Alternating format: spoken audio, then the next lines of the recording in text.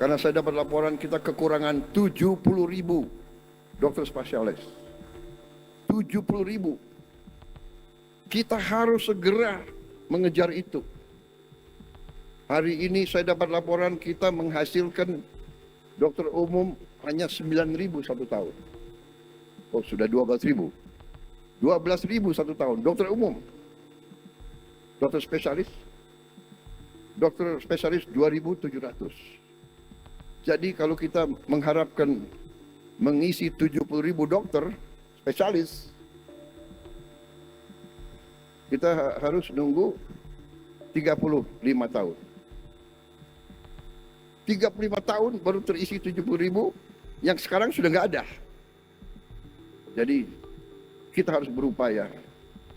Kita harus berupaya dengan langkah-langkah yang tidak bisa langkah normatif.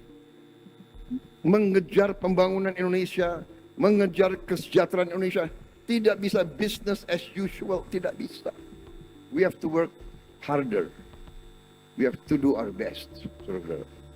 Makanya saya ini sebetulnya ya ada kasihan juga sama menteri-menteri saya itu.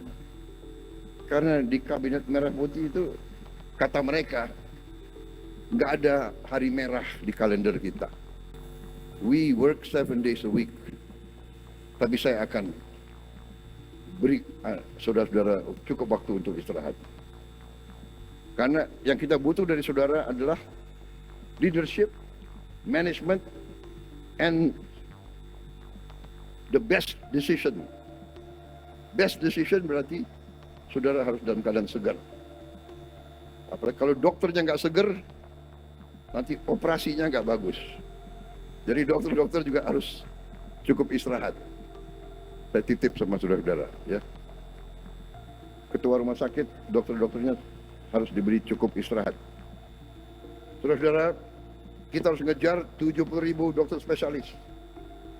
Saya juga target dalam 4 tahun ini kita harus membangun 500 rumah sakit di setiap kabupaten yang kualitasnya sangat tinggi. Tadi dikatakan kalau kena stroke 3 jam, kalau dapat pelayanan 3 jam, selamat, bisa aktif kembali. Lewat 5 jam terapinya lama, bisa jadi beban bagi keluarga. Jadi bagaimana caranya 500 Menteri Kesehatan, 500 rumah sakit berkualitas bagus harus ada di semua kabupaten di Indonesia.